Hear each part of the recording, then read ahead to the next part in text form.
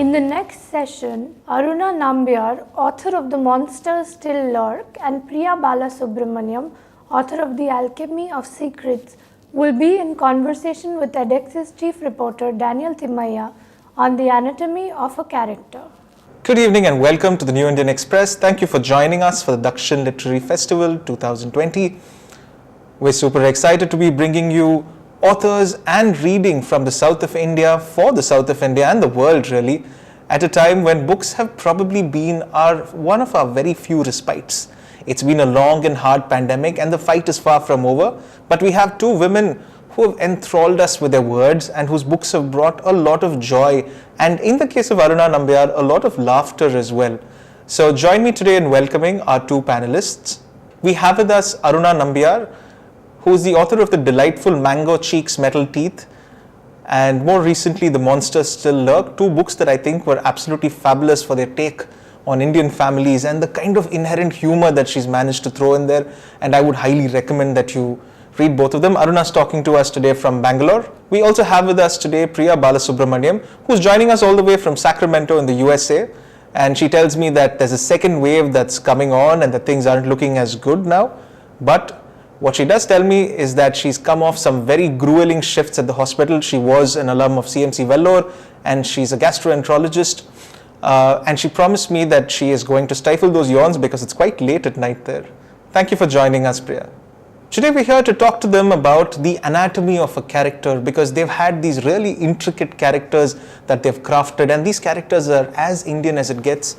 Priya's character is of course somebody who comes back from the US and is set in Bangalore, and Aruna of course has a litany of characters centered around the great Indian family and all of those tirades and politics and insults and everything that goes into it, and I'm sure she has a lot to tell us about that.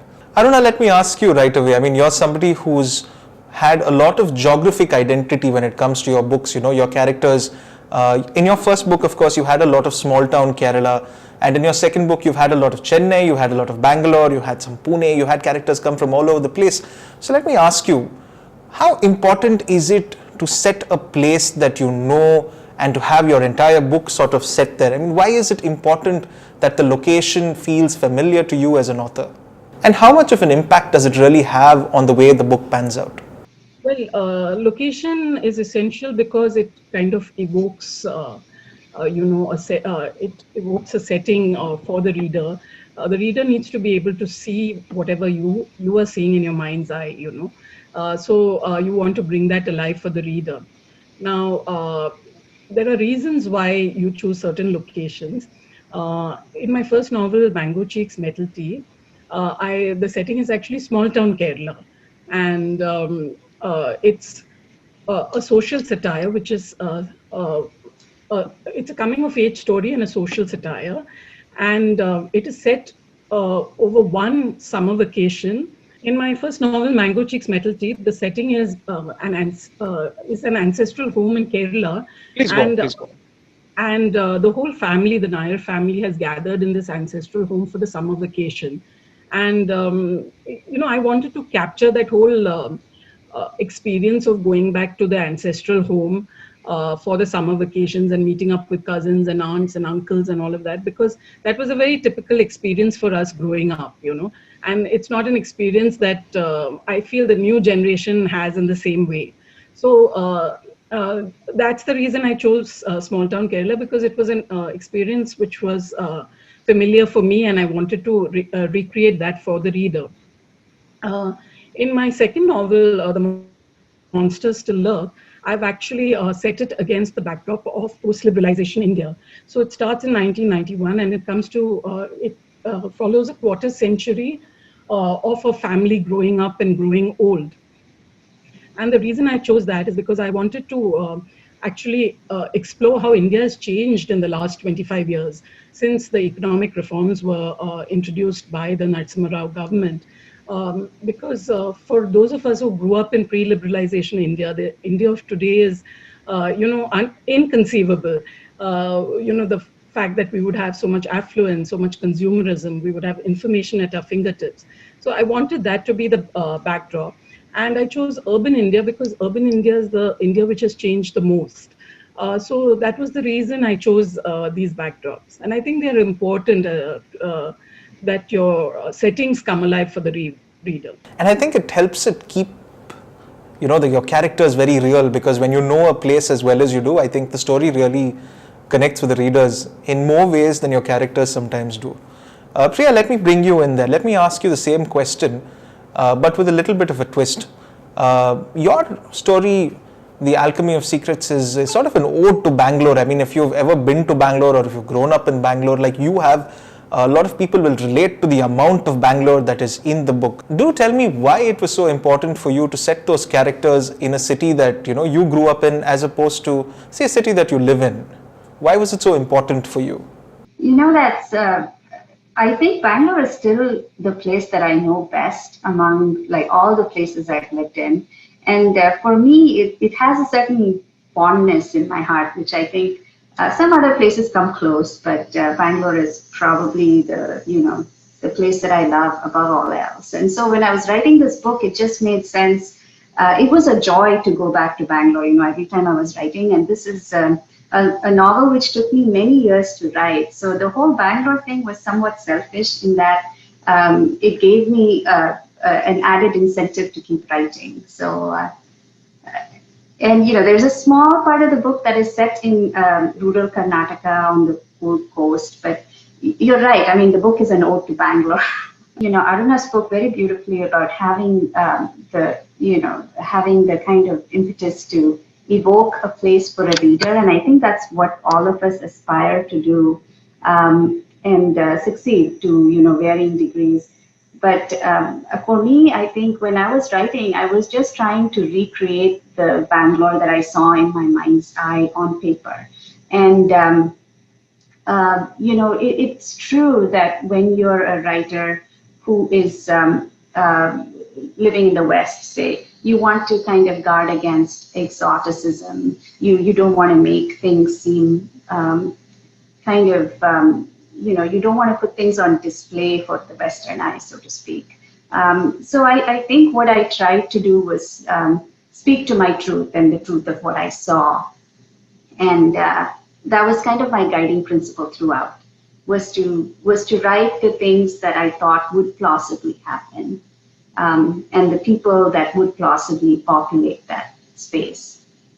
Aruna, let me bring you in here, because you talked about how a lot of your commentary is about, the great Indian family and the whole lot of fun that it, as a writer that you have when you take these apart and you bring these characters in, you bring them together, and everybody thinks, hey, I've got an uncle just like that, or, oh my God, my mother actually said that. It's interesting when we think about how much of humor can be had when you write about the great Indian family. As we increasingly enter a period when people are looking at Indian stories more than ever, and Indian novels are sort of, the flavor of the season, and people are looking to go global with these stories, how relevant do you think these little intricacies of Indian families are when you look at it for a global audience? Do you even think about it that way, or do you typically think my reader is Indian and hence my characters have to be true to the story? What's your take on that? One thing I've realized, Daniel, is that one should never second guess the reader. And one should not, one thing about writing is filter out all the external noise and not worry about who's going to read the book or whether the book will sell or who will. You have to find a story and be true to the story and be true to the characters. And that's how you write a good story. So what I also feel is that, literary sensations, books which have become sensations around the world, whether it's Elena Ferrante's Neapolitan novels, or Isabel Allende, or Chimamanda Adichie's stories, which is about the Biafran War. They are not necessarily relatable to people maybe living in the US or in Italy or in India. And yet, people have read them widely and they have found them to be relatable. So readers, you never know what readers relate to. And readers read not just to relate, but also to discover new worlds. So as a writer, my concern is not to make a story relatable to somebody sitting in the US or even somebody sitting in Assam. So my first novel, Mango Cheeks Metal Tea, is based in 1980s Kerala. So initially I did wonder whether, and it's a very strong South Indian flavor. So I did wonder whether, somebody in the North would appreciate the story. But I've had people from Assam, from Goa, from Varanasi telling me, oh, it reminded me of my childhood, and they could relate to it. So that was nice to know. And similarly, with Monsters Still Lurk, it's a story about family and aging, which is set, which harks back a lot to pre-liberalization India and so on. So I was wondering whether, people of the current generation would relate to it. And yet I find a lot of youngsters also read the book and they say, oh, it reminds me of my mother, it reminds me of my grandmother, things like that. So one should not, I think one should not second guess the reader, and one should not tailor one's writing for any market, one's focus should be on writing a story which is true to the heart, and which does not strike any false notes. And I think it will find resonance with people everywhere. And certain themes are universal, wherever, I think, wherever whatever your culture is and wherever you are living, you will find a resonance with it. I think so. That's my opinion. Priya, you of course live in the US, like we mentioned earlier, so you probably have a ringside view of how these stories are looked at abroad. Now, I understand that not every book that gets published in India is easily available, either as a paperback or in any sort of physical format across the seas. But do tell me, how is the consumption, and how do people, say in the US or in Europe or anywhere else really, look at Indian stories? Do they actually relate to it? So, even though I live in the US, the Alchemy of Secrets is currently only published in India. So there's very few people who have read it in the US, and they tend to be people who are other writers and friends. Most of the writers who've read it have read it in workshop or, in a full draft form. They're, teachers or peers. And so their feedback has, been the kind of feedback you would get from fellow writers. And I have to say, they were all extremely supportive. And there's actually a very small number of, I would say, readers who have read the book in the US, because we're still trying to sell the rights, US rights. And I hope that there will be more. But to speak more broadly about, Indian fiction, I think readers in the West are actually quite familiar with Indian stories and Indian fiction, because, we kind of come on the heels of giants. So, I would say that it's familiar territory for a lot of readers in the West. Aruna, I know that Monsters Still Lurk deals a lot with aging and the concept of it, and there's a little bit of philosophical dint to it almost. But I really must ask, because your forte with the kind of humor that you bring into it, and I don't want to keep harping on it, but your treatment of the Indian family and the sort of stories that are there tend to suggest that you sort of enjoy telling these stories, and you sort of enjoy bringing these people together, these characters. So tell me, what is it about the Indian family that draws them to you to want to be able to write about them as much as you do? Firstly, I didn't set out to write about Indian families. My first novel was actually exploring the theme of when children first become aware of social differences. And it's couched in this family story and in this comedy of errors, but that is the underlying theme. And actually, in Monsters Still Lurk, I wanted to explore aging. But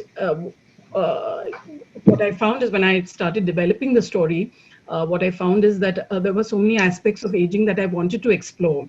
How your relationships change with your family, with your children, how your children finally become your caregivers and caretakers.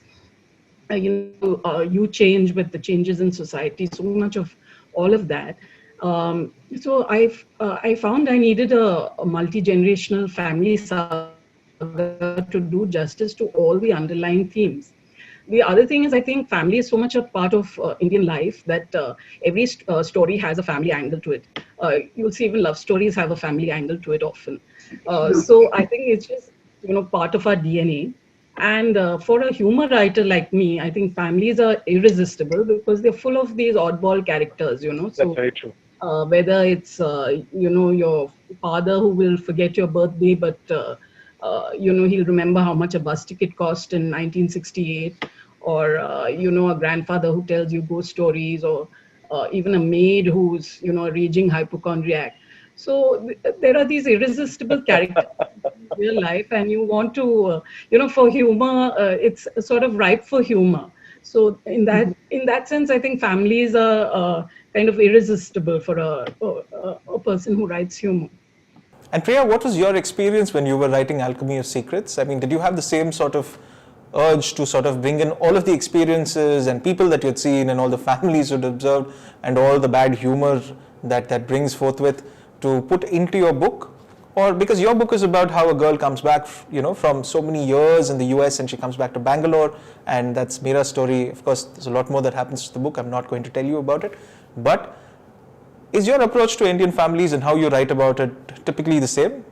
So, Alchemy of Secrets is a sort of multiple perspective novel, right? So the whole family is kind of featured in the cast. And this is something that I think is, in my mind, is somewhat more Indian because, a lot of Western novels tend to be kind of the lone protagonist who sets off on his own, and there's a certain style, to that kind of novel. And I always felt, as I was writing it and going to workshops, and we were all sharing chapters, I wondered why, I had to have this kind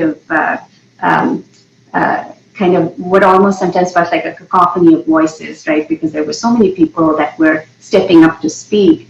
And yet I felt like I couldn't really tell the whole story without everybody's voices, because it's really the story of a family, even though you mentioned this before, Daniel, it starts off by being Meera's story, but you can't really tell the story of Meera's life without telling the story of her mother, her grandmother, her uncle, her aunt.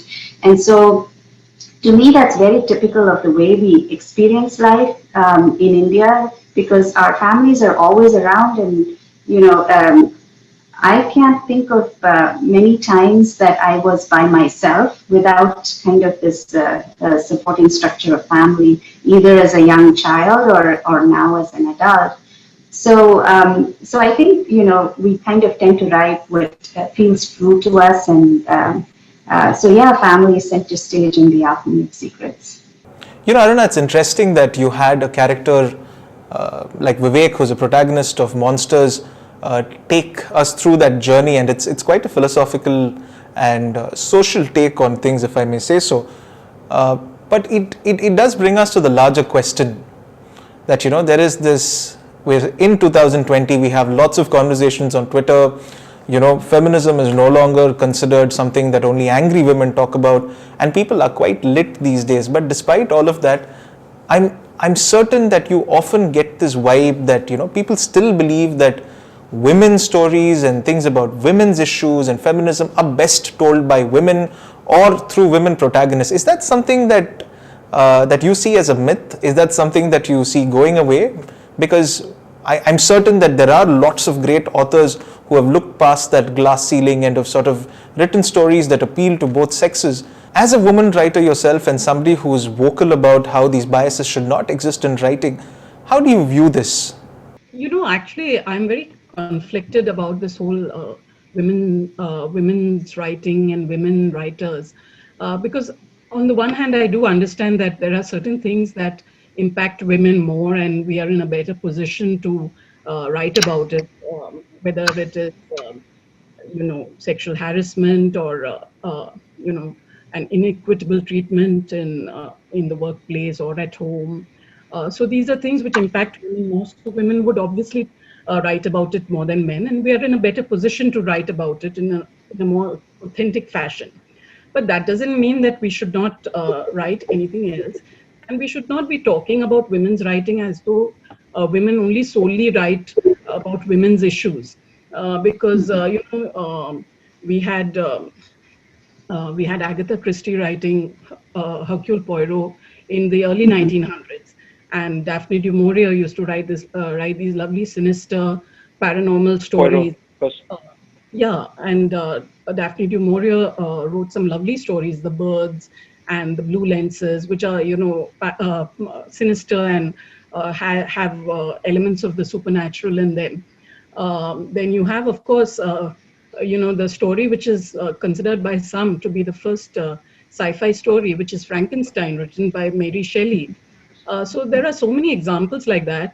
At least for the last 100 years, women have been writing on various themes. So I don't know why we are sitting in 2020 and still talking about women's writing in that sense. So I still do get that, I didn't know women wrote humor, or, women could be so funny. But a lot of women's writing is, women writers are funny. So you look at Bridget Jones' Diary, for example. It's called the mother of all chick lit. So I think there are these, gender biases in how women's writing is viewed, and I think we should stop having these questions about women's writing, and stop. I had this pet peeve about panels on women's writing. So. Priya, now you actually spoke about how your characters and this book itself has sort of stewed and reached a level where it was good to go over a period of about a decade or so, you said. And over that point of time, obviously you've grown as a person, as a writer, and you've sort of evolved with so many things happening in the world around us. And with all of that taken in, how do you see this perception that, women tell better stories? And having had a typically women protagonist in your book, Alchemy, do you subscribe to that norm that sometimes women's stories are best told by women through women? Meera being a woman is kind of central to the book. I think of all the voices in the book, of all the perspectives, I think one is male, and that's of Girish's, Meera's uncle Girish. And when I was writing, I don't think that I was consciously making choices about gender. This kind of the gender of the characters is kind of what's inherent to the story, and I imagined them as people, and if that makes sense. And some of them were women, and some of them were men. It turns out that they were more women than men, but I think I don't think Alchemy would have been the same if the genders were reversed, if there were more men than women. I frankly think it would have been less interesting for me to write. And that may be just, personal preference. But writing a male character that I disliked was actually one of the more challenging parts of the book. There are other male characters who are sympathetic, Meera's father, Adil, and they were all, easier to write than the character that I disliked. So I think that had more to do with my kind of feelings towards that character and the necessity to humanize him than it really did with his gender. And Priya, considering how long it's taken for you to write the book, I'm sure that there were a litany of experiences and things that you've been reading about in the media, things you've been hearing, historical happenings. America had a first black president, a first-term president now, and so many things that are going on. The BLM movement is huge. It's probably rewritten the racial story in the 21st century. Do all of these sort of tend to factor in consciously or subconsciously in the way that you frame characters? All of these characters are products of our imagination and our subconscious, right? So it stands to reason that they're manifestations of everything that we experience in the world. And I think when we write, it's a very intimate kind of act between yourself, your subconscious, and the page in front of you. So I think what it does kind of translate to is that your worldview is laid out on paper for everybody to see. And a lot of it is unconscious. I think when we write, people get an idea of sort of what's in our deepest mind, I think, when they read, the things that we put out, whether we mean to or not. So, for instance, in the Alchemy of Secrets, there's a lot of politics. There's a lot of meditations on caste and prejudice and things like that. Those weren't things that I was kind of consciously trying to write into the story, but they appeared. And I think that's probably the way it is for most writers. You know, we start out trying to tell our story, we create our worlds, and those worlds are reflections of the way we perceive the world that we live in or we've experienced in some way.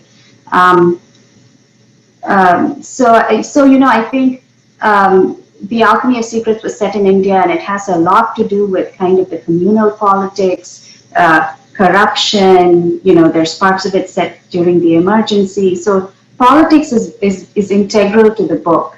And I think if I were to set a book in the U.S. in the last 4 years, or you know, even the years that are coming up on us, it would include a lot of themes that I experience on a day-to-day basis, you know, which would include feminism, BLM, and, you know, just kind of the misogyny or prejudice that I would, you know, that manifest in this world.